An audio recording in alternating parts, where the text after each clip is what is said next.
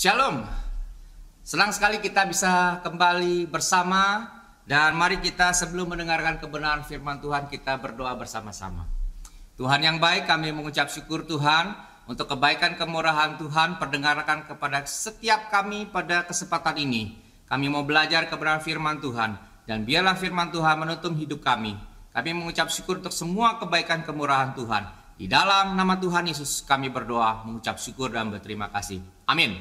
Baik, sangat menarik pada malam hari ini kita di penghujung tahun 2020 kami bersama-sama ingin menyampaikan rasa sukacita kita bisa melalui masa-masa yang sulit ini. Saya percaya sidang jemaat dikasih Tuhan pun mengalami hal-hal yang sulit di masa-masa pandemi ini. Dan saya percaya Tuhan kita Tuhan yang ajaib. Dan pada kesempatan ini saya mencoba menjawab. Ada beberapa pertanyaan yang sempat dilontarkan meskipun itu dalam bentuk diskusi. Tapi saya mencoba malam hari ini berbagi dan sekaligus menjawab dalam kaitannya kebenaran firman Tuhan. Apa yang menjadi pertanyaan banyak orang hari ini adalah demikian. Kalau hari ini kita melakukan pekerjaan kita, bagaimana kondisi bisnis Bapak Ibu sekalian hari ini? Apakah kondisi bisnis sekarang kondisinya dalam sukses, dalam grafik dia meningkat dengan pesat, atau dalam kondisi flat, atau sebaliknya dalam kondisi menurun? Ada begitu banyak kalau kita melihat dan juga diskusi dengan teman-teman sepelayanan.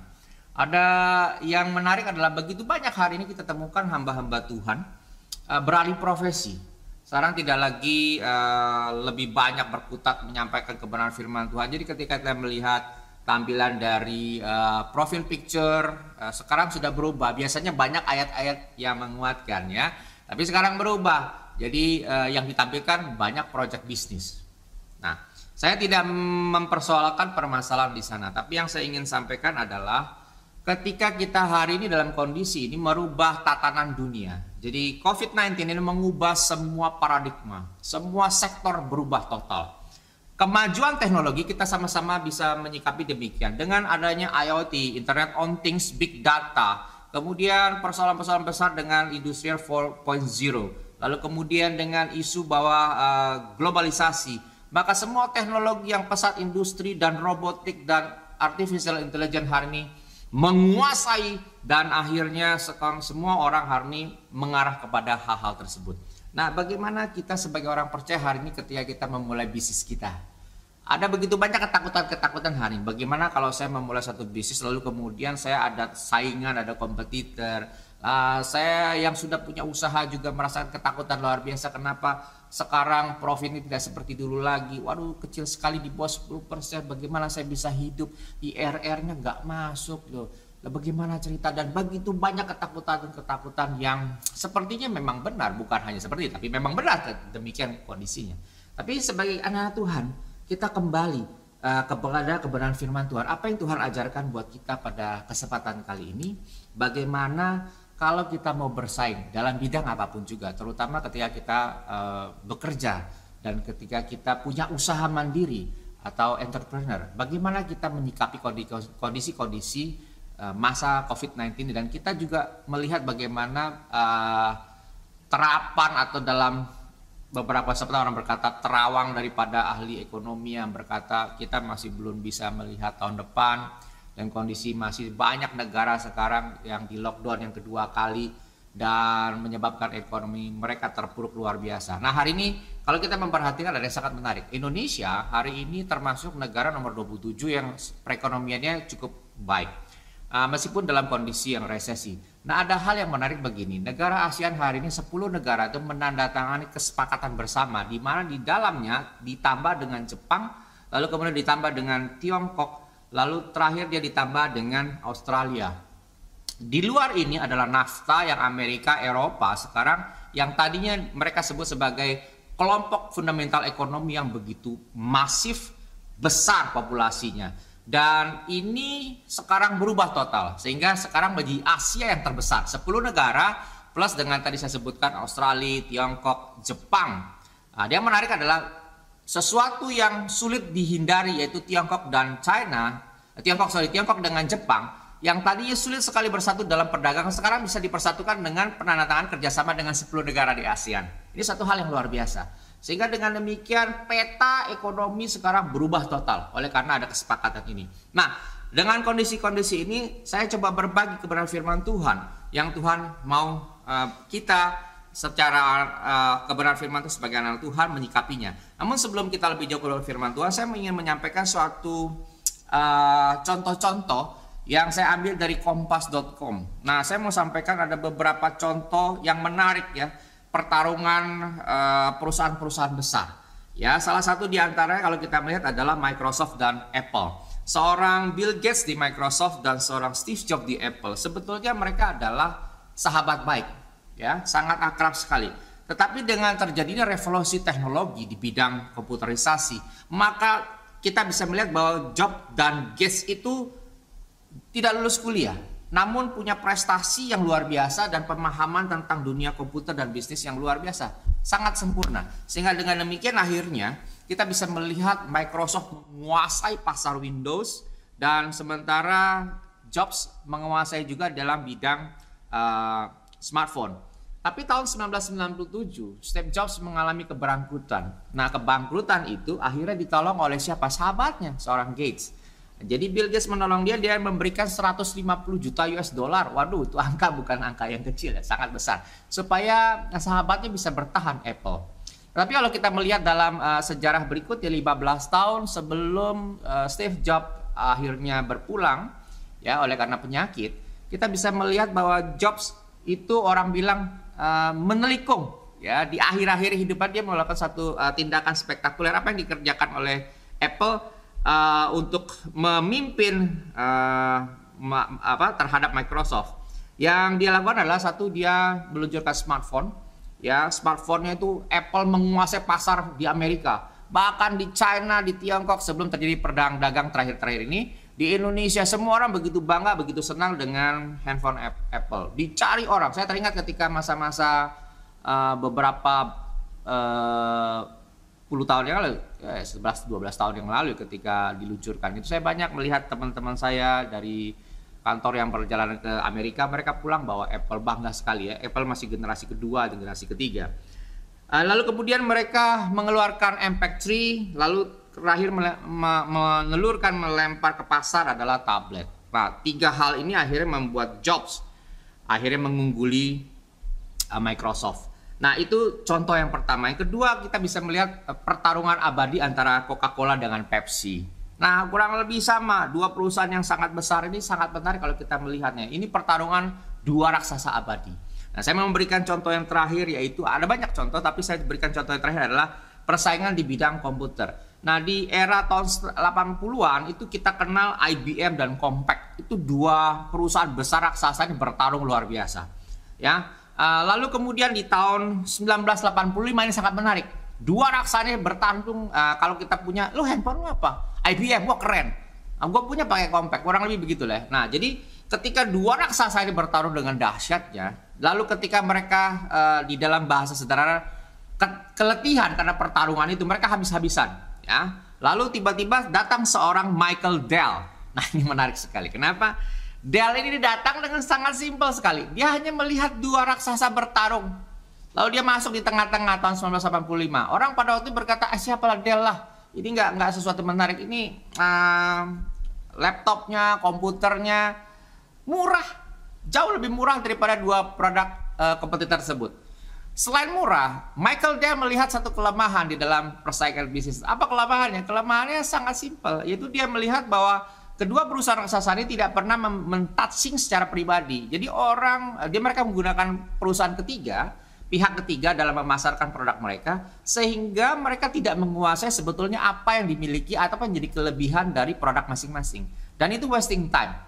Nah, Dell melihat itu dan dia berkata, saya akan tidak gunakan perusahaan third party untuk memasarkan produk kita, tapi kita akan langsung straight to the point, masuk ke market langsung, menyerang secara langsung. Dan dia memasarkan itu, semua orang menjadi suka. Kenapa? Satu, para salesnya sangat menguasai produknya. Mereka menyampaikan secara pribadi apa yang mereka perlukan. Jadi misalnya contoh, saya seorang artis atau seniman yang suka mendesain, maka dia perlu RAM-nya besar, ya, kecepatannya tinggi. Nah, Ini tidak bisa dengan komputer atau laptop yang standar kita sebagai pelajar atau student atau mahasiswa. Jadi setiap orang sesuai dengan spesialisasinya diarahkan kebutuhan mereka apa. Oh ini industri, oh ini sekretari, oh ini bisnis profesional. Maka dibedakan sehingga orang sangat senang ketika mereka beli PC atau beli laptop sesuai dengan peruntukannya. Dan ini yang menjadi nilai lebih. Dan lebih daripada orang senang, kenapa? Harganya murah. Lebih murah daripada dua kompetitor itu. Itu akhirnya Dell di dalam kurun waktu yang sangat singkat mendapatkan keuntungan 31 juta US dollar. Nah, ini bersumber dari kompas.com. Jadi saya melihat bahwa persaingan-persaingan itu juga terjadi hari ini bukan hanya di sana, di luar negeri, tapi di Indonesia. Nah, bagaimana kita sebagai anak Tuhan menyikapi kondisi ini? Mari kita sama-sama melihat apa yang firman Tuhan sampaikan buat kita, yaitu dari Pengkhotbah 10 ayat 10. Saya akan bacakan demikian firman Tuhan. Jika besi menjadi tumpul dan tidak diasah, maka orang harus memperbesar tenaga. Tetapi yang terpenting untuk berhasil adalah hikmat. Nah, itu kuncinya kebenaran firman Tuhan. Jadi kalau kita mengandalkan kekuatan kita hari ini sulit sekali. Ketakutan lebih besar dari keyakinan kita untuk maju. Hari ini apa yang menjadi kekhawatiran kita ketika kita harus survive? Orang berkata hari ini kita dalam kondisi survival mode. Jadi semua perusahaan memikirkan bagaimana bisa bertahan. Bertahan dulu. Waktu awalnya saya teringat ketika masih bulan Maret dan April, semua teman-teman masih dengan positive thinking yang besar. Tapi begitu 3 bulan, 4 bulan lockdown, semua mulai berpikir, wow, apa yang terjadi? Kita nggak sanggup. Dan itulah kita bisa melihat gejolak yang besar terjadi. Tapi kita mengucap syukur karena Tuhan memimpin setiap peristiwa, termasuk bangsa kita, Tuhan menolong. Meskipun dalam kondisi kesulitan luar biasa, tapi kita mengucap syukur Tuhan campur tangan. Dan saya percaya hari ini kalau Bapak Ibu, Saudara sekalian dimanapun mendengarkan firman Tuhan bisa bertahan karena kebaikan kemurahan Tuhan semata. Nah, daripada itu kebenaran firman Tuhan mengajarkan kepada kita bahwa kita perlu hikmat daripada Tuhan. Perlu pertolongan Tuhan di dalam setiap langkah hidup kita. Terlebih ketika kita ada dalam dunia usaha. Apapun yang kita lakukan hari ini. Nah, ini untuk menjawab banyak pertanyaan dari teman-teman sekalian dan juga WhatsApp grup yang bertanya, semua isinya menakutkan karena ragu. Mereka berkata, di mana Tuhan? Kami udah berdoa nih sama Tuhan. Tolong bisnis kita, tolong pekerjaan kita. Tapi kelihatannya ke depan itu makin suram, makin berat. Ya, demo banyak di mana-mana. Hari ini kita bisa melihat limpahan dari demo itu bukan berkat buat kita, tapi kita bisa melihat negara-negara tetangga mendapat berkatnya. Kenapa? Karena perpindahan dunia industri. Saya baru dapat lagi di Japri oleh teman-teman, mau ada yang jual pabrik garment besar sekali, nilainya 100 miliar. Saya tanya, kenapa mau dijual?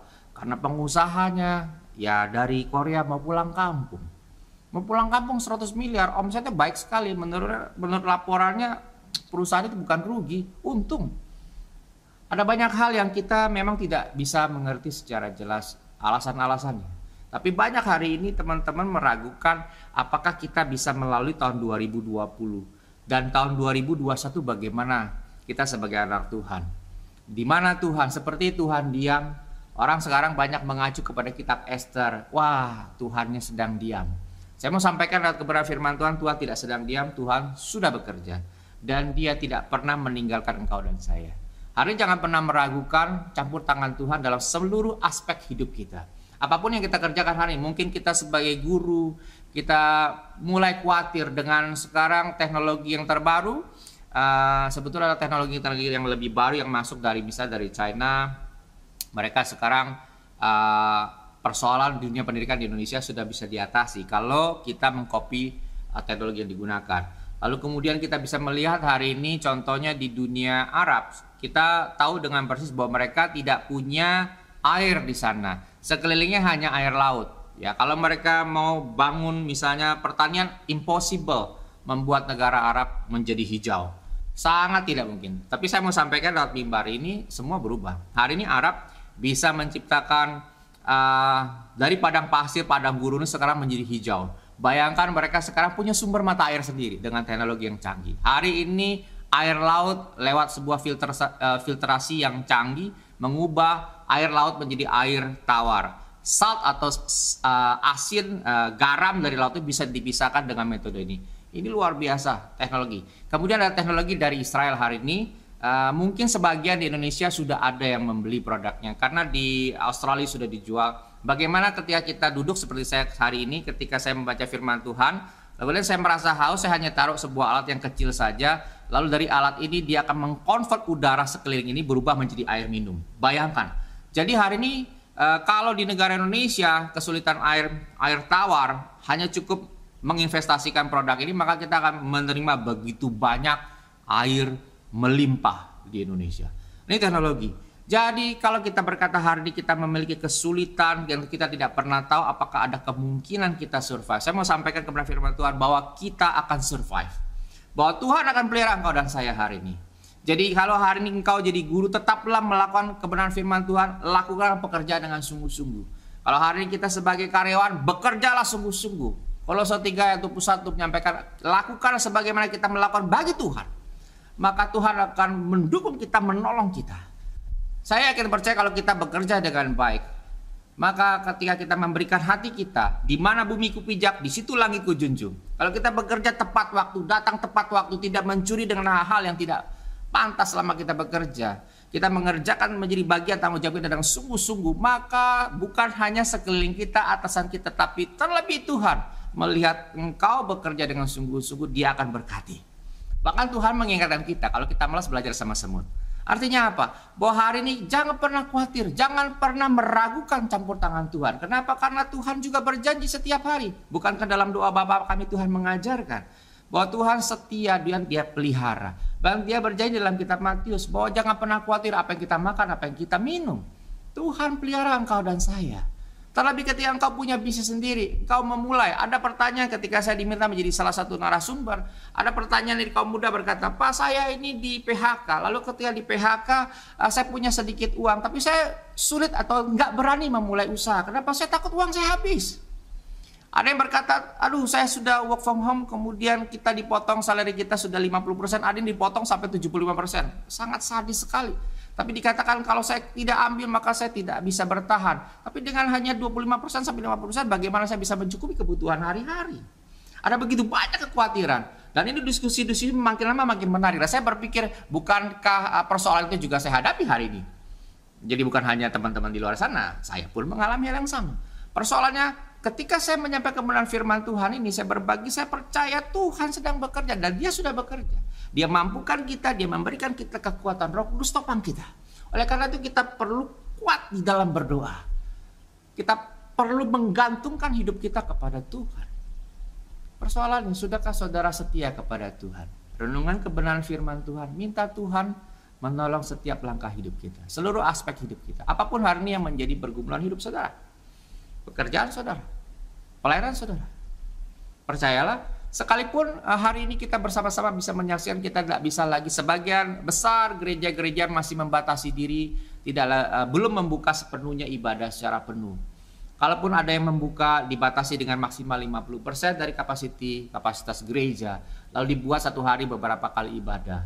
Sungguh melelahkan buat pelayan-pelayan Tuhan hari ini. Ada yang memang pemusiknya hanya 2-3 orang, mereka harus sehari bermain 2 atau 3 kali. Memang saya merasakan bahwa terjadi penumpukan energi yang luar biasa. Tapi percayalah sampai hari ini ketika kita masih mendengar kebenaran firman Tuhan ini, arti Tuhan masih tetap bekerja. Percayalah meskipun kita masih belum melihat sampai akhir tahun ini kita bisa sama-sama bertatap muka, tapi percayalah Tuhan tidak pernah tinggal diam. Dia tetap bekerja, dia tetap menolong saudara dan saya. Dan dia tetap lewat kebenaran firman Tuhan, lewat Roh Kudus memberikan kita hikmat. Oleh karena firman Tuhan berkata kepada kita di dalam Pengkhotbah 10 ayat 10 ini, ya tetapi yang terpenting untuk berhasil adalah hikmat. Oleh karena itu seorang Salomo, dia tidak minta kekayaan, dia tidak minta istri yang banyak, yang cantik-cantik. Enggak, dia tidak minta bisnis diberkati luar biasa. Enggak, dia tidak minta kerajaan yang terbesar di seluruh dunia. Tidak.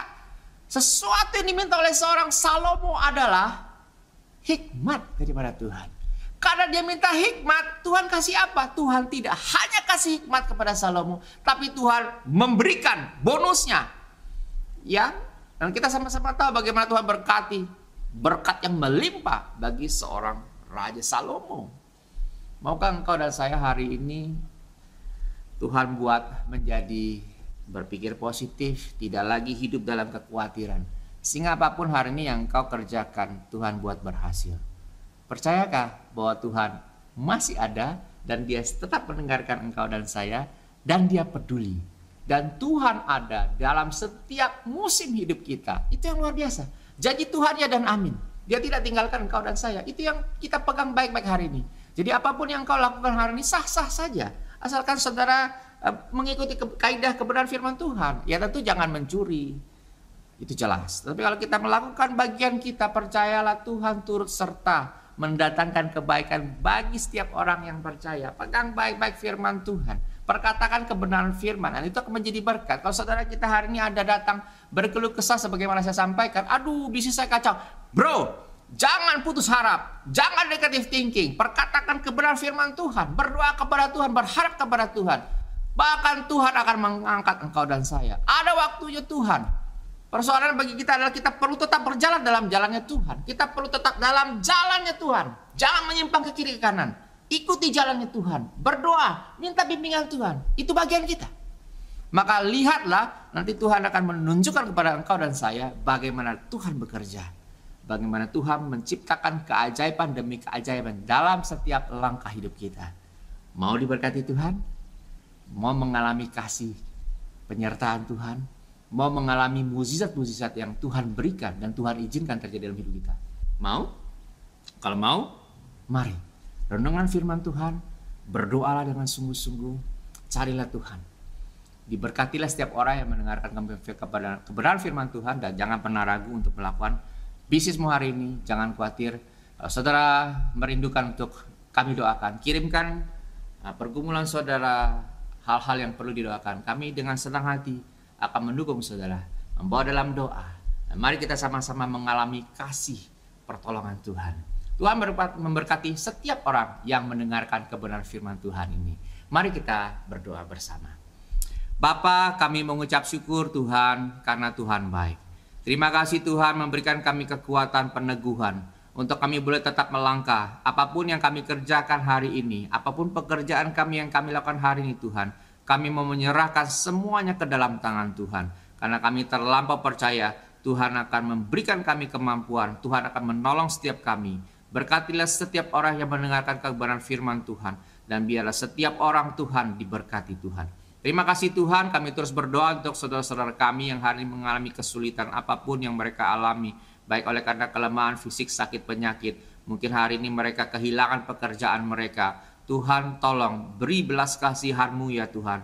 Lawat dan topang setiap orang yang memerlukan Engkau. Kami berdoa untuk gereja kami, untuk seluruh sidang jemaat kami. Biarlah Tuhan juga melindungi, menyertai, jauhkan dari segala celaka, bahaya, dan sakit penyakit. Di dalam kondisi pandemi itu kami perlu Engkau Tuhan. Berikan kami ketenangan supaya kami boleh melalui setiap pergumulan hidup di dalam tangan Tuhan, di dalam penyertaan Tuhan. Terima kasih Bapa untuk semua kebaikan kemurahan Tuhan. Di dalam nama Tuhan Yesus kami berdoa, mengucap syukur dan berterima kasih. Dan terimalah berkat Tuhan. Kiranya kasih daripada Allah Bapa, anugerah dan damai sejahtera daripada Tuhan kita Yesus Kristus, dan penyertaan Roh Kudus menyertai saudara sekalian mulai hari ini sampai Maranatha, sampai kedatangan Tuhan Yesus yang kedua kalinya. Amin. Tuhan Yesus memberkati kita sekalian.